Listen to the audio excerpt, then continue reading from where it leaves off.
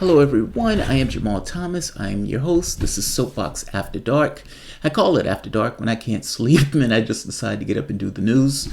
I hear my wife in there laughing. She says she was watching Sabrina, but I don't necessarily know if that's a comedy. In fact, I've already watched 2 seasons. Both seasons were extraordinarily good. They've done a good job making that a darker show. Sometimes they mess that up royally when they take something that was there before and revamp it. But this one was done well. So kudos Netflix. That said, let's do the news. And this is rather unsavory news. I have a basic question. What is the Intercept doing? Now, I like the Intercept. Glenn Greenwald is a lion. Jeremy Scahill, love those guys. What is the Intercept doing? A third reporter or a third source, whistleblower, for the Intercept has just got popped. A third source for the Intercept has just been indicted. In this case, Daniel Hill, man from Nashville, has just been charged in the Alexandria federal court with leaking classified information on the drone warfare program to a reporter. In the details, they say that the reporter sounds like Jeremy Scahill, who works for the Intercept. And assume for the moment that what they're saying is right. The Intercept, when asked about this, said we don't talk about anonymous sources. So as you read this, keep in mind the Intercept hasn't necessarily said, yes, this is the person we're dealing with, because they don't, nor should they say that that's the person who they're dealing with. Like some outlets that burn their sources. At least kudos on that point. But why is this guy getting picked up at all? And what are your processes that allow a third person to get popped? Because that's what I'm asking. And that's the only reason I'm asking. And I'm not asking this to be a dick in the least. I'm asking this in somewhat of an earnest way. Why a third person? What is your process? What is the format? What is the way in which information is being handed from one person to the next that allows these people to get such scrutiny where they're indicting these people and the name that's being tossed about is the Intercept? Like I said, I don't ask this to be a dick. I want the Intercept to be able to continue to collect information from whistleblowers. I want people to believe that when they give to the Intercept, when they give to these somewhat indie outlets, that the indie outlets will protect their identity, that it would ensure that whatever process they use to get from person A to person B doesn't necessarily betray who, in fact, was giving it. Meaning I want the whistleblower to be able to be a whistleblower, if that makes sense. And again, that's assuming that the indictment is correct. It's possible that it's not. But I gotta be honest, reading this, it probably is. He's charged with 5 crimes related to the disclosure and could face a maximum of 50 years in prison. The reporter, Hale, allegedly shared information with his not name, but the description matches Jeremy Scahill, founder of the Intercept. The allegations against Hale are allegations of whistleblowing, said his attorney, Jesselyn Raddick. The Intercept's reporting on the U.S. government's secret drone assassination program shed much needed light on the lethal program in dire need of more oversight. Agreed. 100%. And my issue here is not with the person whistleblowing. I like the fact that the person was whistleblowing. The drone program needs oversight. This is essentially a kill program that includes American citizens. Zero oversight. So my issue is not with that. My issue is with the processes that got this person caught. According to the indictment, Hale approached Scahill at Washington Bookstore on April 29, 2013. Scahill was promoting a book on covert American operations abroad. He encouraged Hale to talk about working with the drones. The analyst texted a friend, the indictment said. They remained in contact according to the indictment using the encrypted app Jabber to communicate. Starting in February 2014, according to the indictment, Hale printed 36 documents from his work computer, 17 of which were later published in whole or in part by the Intercept and in a book by Scahill and other reporters, according to the indictment. 11 of the shared documents were classified. Is this how they caught him? because they were published whole or in part? Meaning, if a document is published in whole, can't they just kind of match what was printed with what's in the document?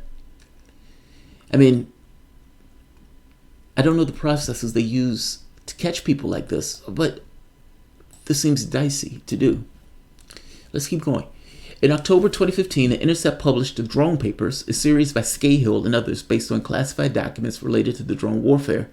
Scahill published The Assassination Complex inside the government's secret drone warfare program in April 2016. All of these important, necessary. When he met Scahill, according to the indictment, Hale had just left the Air Force after 4 years, where he was trained in the language of intelligence analysts and assigned to work at the NSA. He was sent to Bagram Air Force Base in Afghanistan, where he worked with the Department of Defense Joint Special Operations Task Force identifying targets. He then went to work with the defense contractor named Ladios, doing analysts for the NCA. Let's keep going. Hale appeared under the first name in a documentary related in 2016 called National Bird, in which he shares the search warrants FBI used to raid his home in August 2014, where he was told he was under investigation for espionage. I'm probably going to get indicted, and I'm probably going to get charged with a crime, and that's probably a real chance that I'm going to have to fight to stay out of prison, he says. Yes. Now, he goes on to say that he joined the Air Force even though he was ideologically opposed to it because he was poor and he needed cash. You know what's interesting? When people say that, a lot of people say, well, people only join the Air Force because they're poor. And I listen to military speeches, and people do military lectures. I'm a sucker for that stuff. And one of the guys kind of made this point that, you know, people have this perception, but that's not true. I went and looked this up, and the guy was kind of right. There is a faction, I think it was like 30% or so, but it wasn't necessarily the majority of the military. Fascinating. It's a volunteer military. Essentially, at the president's men. Only 1% of the country is in the military. Think of what that means. 1% of the country is in the military. That means when the president goes to war, when the president sends special forces to point A to point B, when they go and take down a country using air power, the rest of the country is untouched by it. The chaos that's being caused in the world is a Frankenstein monster. And because that monster has no tether or very few tethers to the rest of the country, the monster roams at the president's discretion. What on earth is the Intercept doing? What on earth is the Intercept doing? Listen to this part. This part is fascinating. At the end of the documentary Citizen 4, Intercept Glenn Greenwald tells NSA leaker Edward Snowden of the Intercept that the Intercept has new confidential information on the drone program. That's really dangerous. On the source side, Snowden said, looking at some of the revelations, that person is incredibly bold. Do they know how to take care of themselves? Glenn Greenwald reassures him they're very careful. Not careful enough, Glenn. Not careful enough.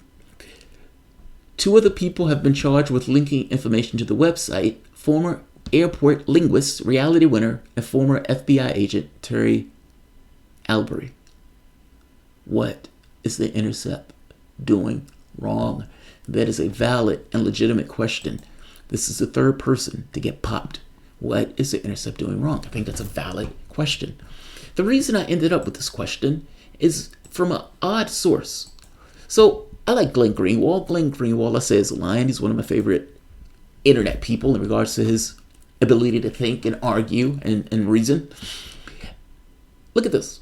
He's getting pissy with, I guess this woman is from the New York Times. Who is she? Who are you? Who is you? Cybersecurity reporter from the New York Times. All right, great. She says, this is the 3rd time a leak to the Intercept has been caught and prosecuted. Horrible. Horrible. Glenn Greenwald gets a bit pissy here. The New York Times, 1, has a source in prison for leaking and got and doing a bomber agreed. Censored a Pulitzer Prize winning story on the Bush order. Agreed. Helped lie the United States into a war that killed 1 million people. Agreed. Agreed. Last one to moralize.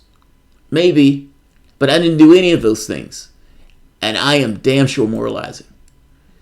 She's making a credible point. This is the third time the leak to the Intercept has been caught and prosecuted. What is the Intercept doing?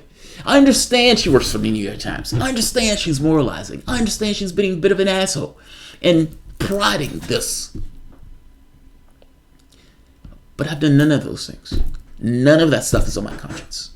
I've prosecuted, burned no source, none of that stuff. And I am also asking the question that she's asking. This is the third reporter or the third leaker to get burned to the Intercept. What is the Intercept doing? And I ask this question because why on earth? And again, I'm saying someone who loves the Intercept. Why? Why would anybody take their opportunity or take the chance of leaking to the Intercept when it seems like you guys have a pretty good track record of that person is going to get caught and prosecuted?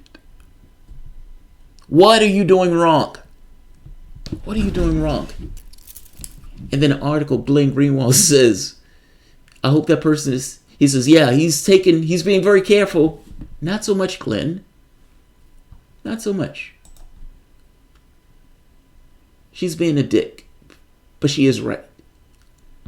Both things can be true at the same time. I'll end this here. If you guys enjoy the content, please consider liking, sharing, and of course, you can always support this content through PayPal or Patreon.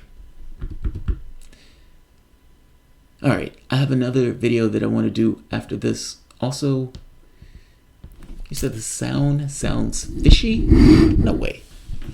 Let me check the volume before. Well, I can kill this and I'll check the volume after. All right, guys. I'll see you in a few.